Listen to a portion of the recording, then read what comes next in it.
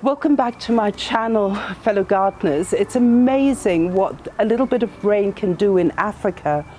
I'm here and it's been raining every single night, and we just say thank God for the long rains. Today I'm going to talk about my backyard because with the rain I got inspired. I thought change everything. So welcome back to my channel. My name is Alice and I'm the Red Soil Gardener. Come and have a look at my backyard garden.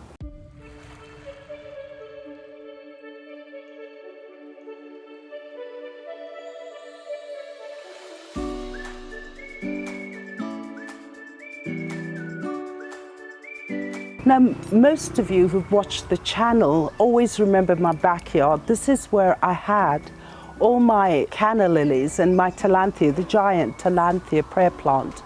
And when the heat wave was here, you know, I just looked at my garden and I thought, oh, I just need to get some color here. So what I did is I started this garden. So what I did initially is I had a few of these cord lines, and some of them we had propagated. So I decided, why don't I introduce it into my garden? This was in a pot, but I thought it would be quite good to get that height because my bathroom is here. As I was looking for all these pots in different locations in my garden, I suddenly found my aloe vera, and it's actually stopped flowering. But last week it was in full bloom and it looks so dramatic. Look at that lovely orange color. And then I found my wax begonia, and you know, we all love begonias, and it had such a lovely red color. So I bought it in its pot and left it here just to give that color. And then what I did is all those little cosmos that I'd been collecting seeds, I just bought and propagating them, is I found some and I just bought them here. And as we go along here, I have underneath here is my party time, and we did an episode on it. Now what we do in Kenya is when we do get the April rains, it rains so heavily at night, and it's been raining continuously almost for a week. So what we do is that once you do get your cutting, I just stick it in the soil because the soil is moist and it will self-propagate while it's resting there. But it looks like it's going through a little bit of a transplant shock, but it'll pick up. My love for yarrows, I just love the color, and it just gives you a feeling of like a cottage garden.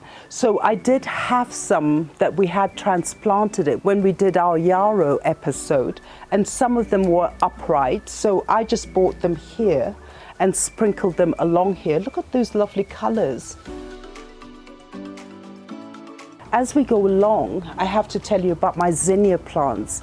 Now what I do is I always collect the seeds once it goes into seed production, and then I keep it in my greenhouse and pull them out depending on when. So what I did is I managed to get these ones out of my greenhouse. Look at these lovely colors. They all are giant zinnias, and I've got a pink one there, I've got an orange one here. And then what I will do is when the flower is spent, I just crop it in order to get it bushy.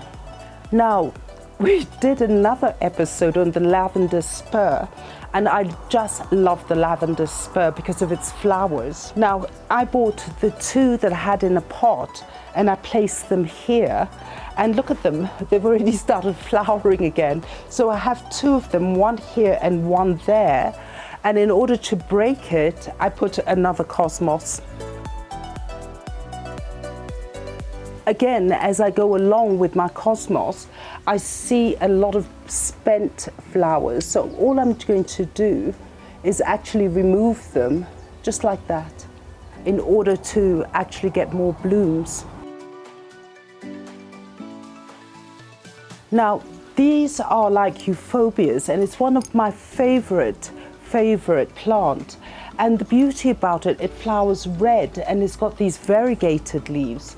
So I decided, because it does grow very tall, let me put it here, and then it will start blooming and showing us all its glory. Again, I put another euphorbia here, and I've noticed it started flowering. It usually has this beautiful cluster of white flowers. But then what I did in the end is I found this pentas, and it's got this beautiful African daisy here which just started flowering, and I thought, let me put it here just to break it. After that, I just put all my other pots here. Now, if you notice along the wall is I have all my giant irises growing, just so that when these plants do go down, when the iris does take over, it'll be so colorful. So here I have my signature, which is the hibiscus. I had just propagated it, put it in a pot, and about 3-4 years ago it was quite small, and now it's producing all these amazing flowers. Look at the color. It is so beautiful. And then these are my chrysanthemums that we did a propagation on, and they're all flowering, and I have my calendulas there. And here I do have my speedwell, which have started. And then what I did here is I did bring along here our trailing ice plants. I have them here, and it's actually lovely, and they love it here. And then I have my frilly echeveria here, which we did an episode where I did chop off its head and had the babies, which I've put along my windowsill here. But look how big they've grown. I think we need to repot it.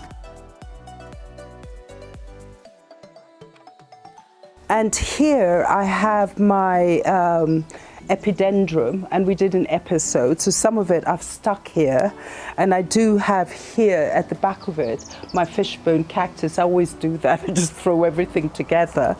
And then again our mandeville, which we did an episode, has started flowering. This is the white one, look at that. And this one is I think that's a spent one, so I'm going to just nip it there. I have my fuchsias here. Again, some of the snake plants we propagated are hanging here. And that's my Christmas fern. It started flowering, and I have another one which is starting. And then I have my verbena here, and it's flowering again because it had stopped for a while until the rain came. So basically, I think once it does start growing, what I will do is look and make sure things don't overwhelm other plants, and whatever is overwhelming, I will remove it and then figure it out. The other thing I did is I did these hanging baskets, which I thought just to break the wall, and then all the propagations that we have of the Hoya, I just put them on the windowsills. And I think the beauty about doing this is that when I'm in my bathroom and I look out, all I just see is Hoya. And here are my shell collections from many years ago. And these are the babies from our giant frilly echeveria, the ones we propagated. And I thought, let me honor it and put it by the windowsill.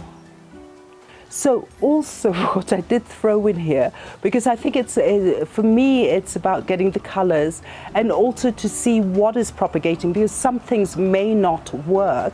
So I also have planted a lot of seeds, which I scattered, and let's see, the winner takes it all, the first one that comes up. So fellow gardeners, thank you so much for joining me on this. I'm so excited, and I'd love to hear your comments. Tell me what you think. Have some tips for me, because I really want to make this the most colorful and the most beautiful garden. Don't forget to like and share and subscribe. Press that notification button. And don't forget that we are on Instagram. I do post a lot. And don't forget, we are also on Facebook. You can leave your comments there, and I'm always there to answer. So happy gardening, and do send me your comments and give me some recommendations. And thank you so much for watching this channel. Bye.